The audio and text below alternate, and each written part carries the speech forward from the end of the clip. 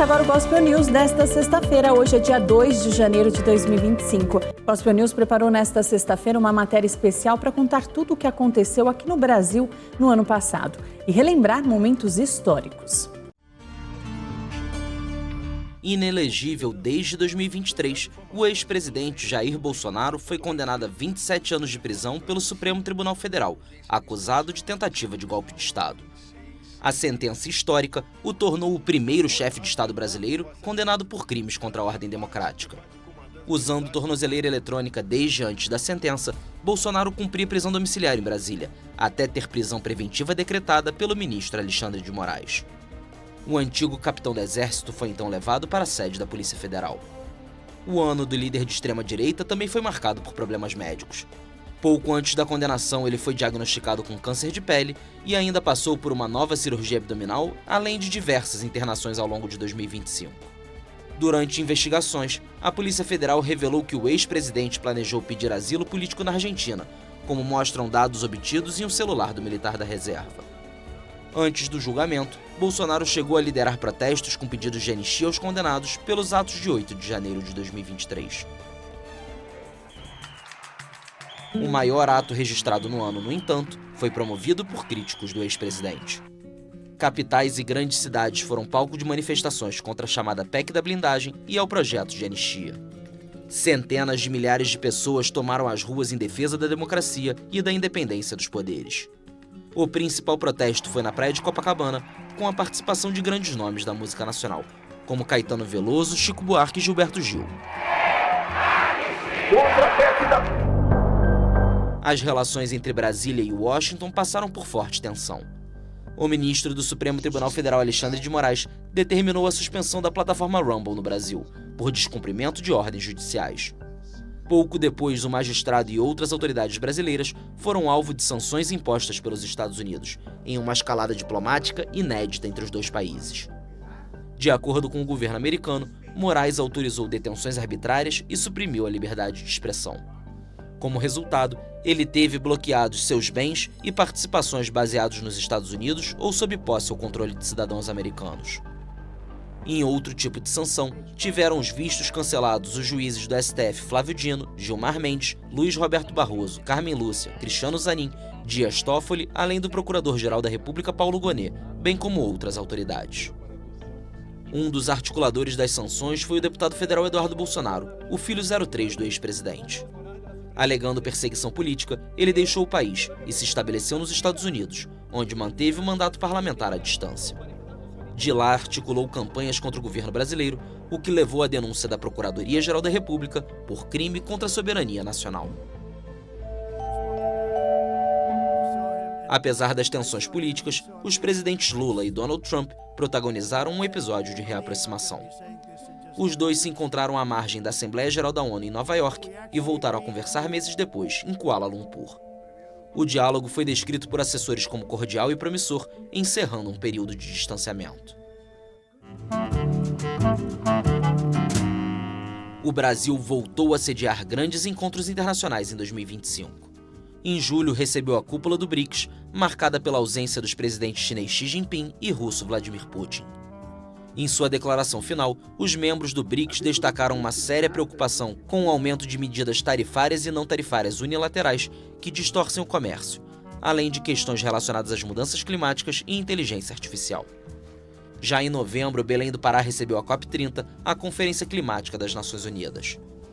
Os meses anteriores ao evento foram cercados de polêmicas, como os preços das hospedagens sendo alvo de críticas por delegações estrangeiras e pedidos para que a sede fosse alterada. Poucos dias antes da abertura da COP, líderes de todo o mundo participaram da cúpula de líderes na cidade amazônica.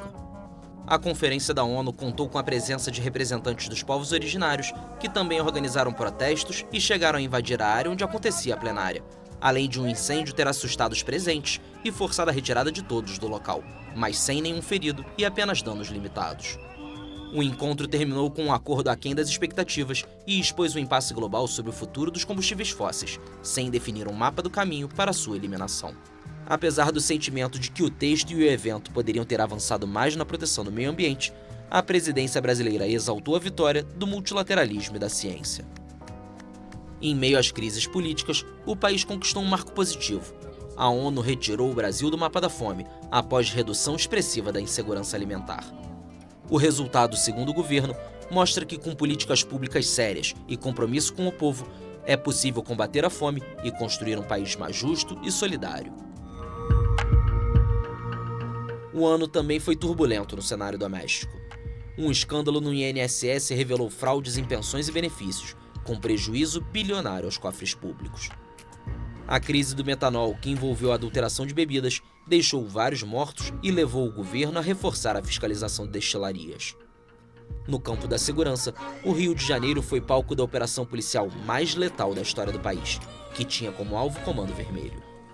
Confrontos entre forças de segurança e criminosos nos complexos do Alemão e da Penha deixaram 121 mortos, incluindo 4 agentes policiais. Segundo o governo do estado, armamento no valor de quase 13 milhões foi apreendido, incluindo fuzis de uso militar vindos de países como Rússia, Bélgica e Peru. Em São Paulo, sem nenhum tiro disparado, o primeiro comando da capital teve suas operações expostas, com endereços visitados na famosa Avenida Faria Lima, coração financeiro da capital paulista. Um esquema bilionário de lavagem de dinheiro foi revelado, envolvendo toda a cadeia de combustíveis e o uso de fintechs e fundos de investimento para ocultar ativos. O ano também foi marcado pela prisão dos MCs Oruan e Pose do Rodo, acusados de associação ao tráfico. Os casos provocaram debates sobre liberdade de expressão e criminalização da cultura periférica. Após denúncia do influenciador Felca, o Congresso aprovou uma lei para ampliar a proteção de crianças na internet, criando regras rígidas para conteúdos violentos e de apologia sexual em redes sociais. O país registrou uma sucessão de tragédias em 2025. Deslizamentos de terra em Minas Gerais deixaram 11 mortos. Em São Paulo, um avião caiu em plena avenida, matando 2 pessoas e ferindo 6. Em outro caso, 12 estudantes universitários morreram na queda de um ônibus no interior paulista. No Rio de Janeiro, um incêndio em uma fábrica de fantasias de carnaval deixou vários feridos, alguns deles em estado grave. E no litoral paulista, um piloto morreu em Ubatuba após seu avião de pequeno porte explodir. Ele tentou pousar a aeronave em condições meteorológicas desfavoráveis, mas acabou ultrapassando a pista molhada e o avião explodiu. Já em Pernambuco, um ônibus tombou, matando ao menos 15 passageiros. No Pantanal, a queda de um avião com um arquiteto chinês e cineastas brasileiros provocou comoção no meio cultural. E em Santa Catarina, 8 pessoas morreram na queda de um balão de passeio. Em 2025, o país se despediu de grandes nomes da cultura e das artes. O cineasta Cacá Diegues morreu aos 84 anos, deixando uma filmografia central para o cinema nacional. O fotógrafo Sebastião Salgado, símbolo da fotografia humanista, morreu aos 81 anos. Na música, Preta Gil perdeu a luta contra o câncer aos 50 anos. E a turista brasileira Juliana Marins morreu após dias aguardando resgate em uma trilha no Monte Rinjani, na Indonésia, caso que comoveu o país. Um ano depois do mega show de Madonna, o Rio de Janeiro voltou a receber um espetáculo histórico. Lady Gaga encerrou sua turnê mundial com um show gratuito em Copacabana, que reuniu mais de 1,7 milhão de pessoas. O cinema nacional viveu um ano dos sonhos. Fernanda Torres venceu o Globo de Ouro de Melhor Atriz. O prêmio foi uma prévia do que estava por vir. O filme Ainda Estou Aqui, de Walter Salles, foi indicado a 3 Oscars e levou o melhor filme internacional, a primeira estatueta da história do Brasil. Na Europa, O Último Azul, de Gabriel Mascaro, ganhou o Urso de Prata no Festival de Berlim. E em Cannes, foi a vez de O Agente Secreto brilhar. Kleber Mendonça Filho foi escolhido melhor diretor pelo longa, enquanto Wagner Moura levou o prêmio de melhor ator. No próximo bloco, você vai ver os embates que marcaram um ano na América Latina e a crise no Mar do Caribe entre Estados Unidos e Venezuela.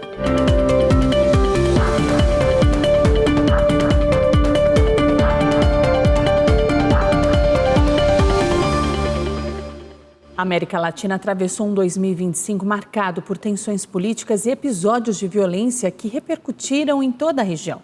A operação dos Estados Unidos no Mar do Caribe e no Pacífico ampliou o clima de instabilidade em países como a Venezuela. A Venezuela esteve mais uma vez no centro das atenções internacionais em 2025. Os Estados Unidos lançaram uma operação antinarcóticos no Mar do Caribe e no Oceano Pacífico, alegando combater o tráfico de drogas na região. as forças americanas realizaram bombardeios contra embarcações chamadas de narcolanchas, deixando dezenas de mortos.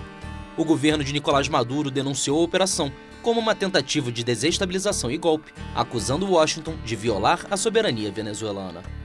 O presidente da Colômbia, Gustavo Petro, também expressou preocupação com a escalada militar, pedindo diálogo para evitar um conflito regional.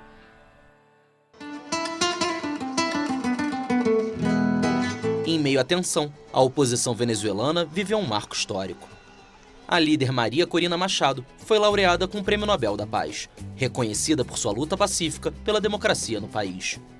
A premiação ampliou a pressão internacional sobre o governo Maduro e projetou a figura da opositora além das fronteiras latino-americanas. Na Bolívia, Evo Morales foi oficialmente impedido de disputar as eleições presidenciais de 2025, após decisão judicial que confirmou um limite constitucional, depois dele ter governado o país por 3 vezes consecutivas entre 2006 e 2019. O liberal Rodrigo Paz foi eleito presidente, encerrando 2 décadas de governos de esquerda no país. O novo líder prometeu estabilidade econômica e revisão das políticas de subsídios mantidas desde a era Morales. O ex-presidente peruano Pedro Castillo passou por uma greve de fome em protesto contra as condições de sua prisão. Enquanto isso, o país viveu mais uma troca de comando. A presidente Dina Boluarte, antes vice de Castillo, foi destituída pelo Congresso em um processo relâmpago, e o deputado José Herri assumiu o cargo, tornando-se o 3º presidente em apenas 4 anos. Ao longo do ano, a Colômbia voltou a registrar episódios de violência por parte de grupos armados. Antigas dissidências das Farc ainda promovem atentados, como os de outubro, quando 13 oficiais morreram enquanto trabalhavam na derrubada de plantações de coca. No mesmo dia, na cidade de Cali, um caminhão carregado com explosivos foi detonado em uma rua movimentada ao lado de uma base aérea, deixando 6 mortos e 60 feridos. O presidente Gustavo Petro segue tentando negociar com todos os grupos armados, incluindo o Exército de Libertação Nacional, mas a maioria dos processos está estagnada. No Equador, o presidente Daniel Noboa foi reeleito, mas seu segundo mandato começou sob tensão. Meses após sua posse, ele denunciou uma tentativa de assassinato a tiros e depois de envenenamento durante um evento oficial. As investigações seguem em andamento e o governo reforçou o esquema de segurança presidencial. O Uruguai voltou a ser governado pela esquerda. Yamandu Orsi, candidato da Frente Ampla, venceu as eleições presidenciais em uma retomada de poder após uma gestão conservadora. Durante o ano, o país também aprovou a legalização da eutanásia, tornando-se o primeiro da América do Sul a adotar a medida. Na Argentina, o presidente Javier Milei consolidou o poder após vitória nas eleições legislativas. Ao longo do ano, o governo travou batalhas no Congresso. O ultradireitista também anunciou a retirada do país da Organização Mundial da Saúde. Milei ainda firmou acordos financeiros com o FMI e recebeu apoio econômico dos Estados Unidos para estabilizar a moeda. Mas 2025 também foi marcado por escândalos. A irmã do presidente foi acusada de corrupção em contratos e um suposto esquema de propina na compra de medicamentos. Em outro caso, uma criptomoeda promovida por Milei gerou uma investigação por fraude financeira, tráfico de influência, abuso de autoridade e corrupção. No campo peronista, a ex-presidente Cristina Kirchner foi condenada definitivamente por corrupção e passou a cumprir prisão domiciliar em Buenos Aires. O país ainda enfrentou uma crise de fentanil que deixou dezenas de mortos. Lotes do medicamento contaminadas por uma bactéria fizeram vítimas em várias províncias. Em outra frente, os Estados Unidos buscaram reforçar sua presença na América Latina. Washington demonstrou interesse em recuperar o Canal do Panamá, passagem que liga o Atlântico e o Pacífico, de que detinha o controle até 1999. O governo Donald Trump também firmou uma parceria polêmica com El Salvador, onde o presidente Nayib Bukele recebeu centenas de imigrantes latinos deportados, principalmente venezuelanos. Para isso, foi invocada a Lei de Inimigos Estrangeiros de 1798, que até então só havia sido usada em tempos de guerra. Um frágil acordo firmado com Caracas para o retorno de cidadãos venezuelanos deportados esteve diversas vezes em xeque, com tensões diplomáticas constantes. Uma tragédia marcou o ano na República Dominicana. O desabamento de uma boate deixou 221 mortos durante um show de um popular cantor de merengue, também uma das vítimas. O furacão Melissa passou pelo Caribe, deixando um rastro de destruição e mortes. Os países mais atingidos foram Haiti e Jamaica, com dezenas de mortos, e Cuba, onde provocou inundações, cortes de eletricidade e danos significativos. No México, chuvas torrenciais causaram enchentes e deslizamentos que mataram mais de 60 pessoas. O ano também foi marcado por dramas no setor de mineração. Na Colômbia, diversos casos foram registrados de minas de ouro colapsando, a maioria ilegais, levando a operações de resgate tensas e complexas. O Chile também viveu uma situação semelhante, com 5 mortos na mina El Teniente, a maior jazida subterrânea de cobre do planeta. A América Latina se despediu de grandes nomes em 2025. O ex-presidente uruguaio José Pepe Mujica morreu aos 90 anos, encerrando uma trajetória marcada pela simplicidade e pelo exemplo ético. O escritor peruano Mário Vargas Llosa, Prêmio Nobel de Literatura, faleceu aos 89 anos. Na Colômbia, o pré-candidato presidencial Miguel Uribe foi baleado em um ato de campanha e morreu após 2 meses internado.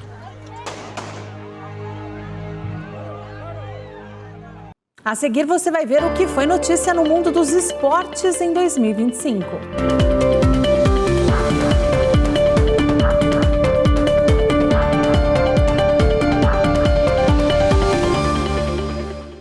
De volta com Gospel News, agora você vai ver o que foi destaque no mundo dos esportes em 2025. Em 2025, os fãs de futebol puderam acompanhar um novo campeonato, a Copa do Mundo de Clubes da FIFA. Com representantes de todas as confederações continentais, o torneio reuniu 32 times em busca de um título inédito. 4 brasileiros puderam participar, já que Palmeiras, Flamengo, Fluminense e Botafogo foram os vencedores das 4 Libertadores que garantiram vaga na Copa do Mundo de Clubes. Apesar de nenhum deles ter conquistado o troféu, o desempenho de todos foi marcado por glórias e surpreendeu em alguns momentos. O rubro-negro carioca conseguiu uma vitória imponente sobre o Chelsea, que viria a se sagrar campeão, por um resultado contundente de 3-1. O Botafogo surpreendeu o mundo ao superar o Paris Saint-Germain, atual campeão da Liga dos Campeões, com o placar de 1-0. O Palmeiras não venceu nenhum duelo contra europeus, mas acabou por eliminar o Glorioso nas oitavas de final. O Fluminense foi o brasileiro que mais avançou, com vitórias relevantes sobre a Inter de Milão por 2-0 e Al Hilal por 2-1, chegando até a semifinal, onde acabou eliminado pelo campeão da edição. O Chelsea ergueu o troféu. O destaque da equipe inglesa foi o brasileiro João Pedro, que foi contratado pelo clube durante a competição e marcou gols decisivos nas fases finais. Em um ano de campeonato inédito, um campeão inédito na Liga dos Campeões. O Paris Saint-Germain finalmente conquistou sua primeira orelhuda, encerrando anos de frustração europeia. O ano também foi de bastante turbulência nos bastidores do futebol brasileiro. Ronaldo Fenômeno desistiu de disputar a presidência da CBF e Edinaldo Rodrigues foi reeleito. Menos de 2 meses depois, no entanto, o baiano foi retirado do cargo. Em uma eleição de apenas um candidato, Samir Chaldi foi escolhido para comandar a entidade. A seleção brasileira também passou por mudanças. Dorival Júnior foi demitido após uma derrota dolorida por 4-0 para a Argentina pelas eliminatórias para a Copa do Mundo. Em um de seus últimos atos à frente da CBF, Edinaldo costurou um acordo com o italiano Carlo Ancelotti, um sonho antigo para dirigir a Canarinho. Mesmo de técnico novo, um dos mais vitoriosos do mundo, o time oscilou nas eliminatórias, mas garantiu vaga na Copa do Mundo de 2026 de maneira antecipada. A CBF ainda anunciou grandes mudanças no calendário do futebol brasileiro a partir de 2026. A Copa do Brasil vai ter final única, modelo já adotado em grandes competições, como Liga dos Campeões e Libertadores, em um novo formato, com mais times disputando o torneio. Com tantas modificações, o calendário teve que ser estendido, e o Brasileirão, que agora vai começar em janeiro, vai ter sua última rodada apenas em 21 de dezembro. Grande estrela do futebol nacional e internacional, o atacante Neymar encerrou uma passagem apagada pelo Al Hilal e voltou ao Santos, clube que o revelou. Entre lesões e longos períodos de recuperação, o jogador ficou fora da seleção durante todo o ano. Vestindo a camisa 10 do clube que o revelou, Neymar teve seu maior protagonismo na reta final, ajudando o Santos a escapar na última rodada do Campeonato Brasileiro, a escapar de um segundo rebaixamento para a Série B. Na Inglaterra, Lucas Paquetá foi absolvido pela justiça britânica das acusações de envolvimento em esquemas de apostas e manipulação de resultados. O meia retomou a carreira no West Ham e voltou a ser convocado para a seleção por Ancelotti. No esporte olímpico, Rebeca Andrade foi eleita melhor atleta do ano pelo Prêmio Laureus. A ginasta, maior medalhista brasileira da história, anunciou que não vai mais participar das provas de solo, em preparação para Los Angeles 2028. No tênis, o jovem João Fonseca viveu um ano mágico. Ele conquistou o ATP 500 da Basileia e o ATP 250 de Buenos Aires, além dos Challengers de Phoenix e Canberra. O desempenho o levou ao 24º lugar no ranking mundial da ATP, a melhor posição de um brasileiro desde Gustavo Kuerten. Em uma votação apertada, com apenas 4 votos de diferença, a capital do Paraguai, Assunção, superou a candidatura conjunta de Rio de Janeiro e Niterói e foi escolhida como sede dos Jogos Pan-Americanos de 2031.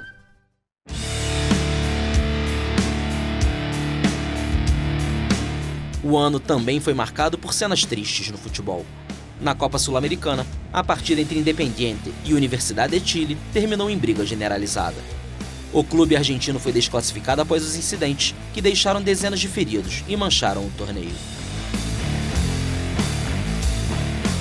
Durante as eliminatórias europeias para a Copa de 2026, protestos e manifestações marcaram as viagens da seleção de Israel. Na Noruega e Itália, torcedores marcharam pelas ruas, exibiram faixas e deixaram claro seu repúdio à guerra em Gaza. O esporte se despediu de grandes nomes em 2025. O ex-campeão olímpico e mundial de boxe George Foreman morreu aos 76 anos. O futebol perdeu o português Diogo Jota, vítima de um acidente de trânsito. No mesmo carro estava o irmão do atacante. O técnico do Boca Juniors, Miguel Ángel Russell, faleceu após complicações decorrentes de um câncer. Maratonista mais velho do mundo, o indiano Fauja Singh morreu aos 114 anos em um acidente de carro. A idade alegada pela família nunca foi confirmada oficialmente, já que ele não possuía certidão de nascimento. No Rio de Janeiro, o clima de festa tomou as ruas da cidade para celebrar mais um ano dos sonhos para o Flamengo. O carioca se sagrou tetracampeão da Copa Libertadores ao vencer o Palmeiras em Lima por 1-0. 4 dias depois, o time comandado em campo por Arrascaeta e no banco por Felipe Luiz conquistou seu 9º troféu do Campeonato Brasileiro. O título veio com uma rodada de antecedência após uma vitória, também por 1-0, sobre o Ceará, no Maracanã, para delírio da nação rubro-negra.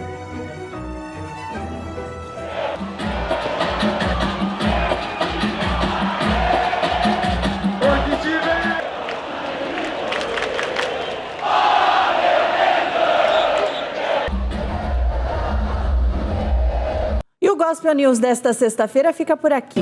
Eu desejo a todos vocês uma ótima noite, um final de semana abençoadíssimo e será, porque amanhã, sábado, nós temos a partir das 5 horas da tarde, na Renascer Arena, a primeira Santa Ceia das primícias desse ano de 2026, esse ano apostólico poderoso para as nossas vidas. Eu te convido a estar conosco recebendo essa palavra profética de apóstolo Esteve Hernandes para consagrar essa primeira Santa Ceia das primícias nesse ano de 2026. E domingo, a primeira celebração da família de 2026, com cultos presenciais em todas as nossas igrejas Renascer em Cristo, às 8, às 10 da manhã, às 4 da tarde e também às 6 da noite. Apóstolo Esteve Hernandes ministra às 10 horas da manhã na Renascer Alphaville e às 6 da tarde lá no Renascer Hall Sede Internacional. Bispo Sônia Hernandes ministra às 10 da manhã e também às 4 horas da tarde no Renascer Hall Sede Internacional. E os nossos pastores e bispos estão de portas abertas para te receber nessa super campanha de domingo de celebração da família, a primeira desse ano apostólico de 2026. Esteja conosco porque também será um momento de consagração da Santa Ceia do Senhor. Uma boa noite para todos vocês, um final de semana abençoadíssimo e segunda a gente está de volta. Até lá!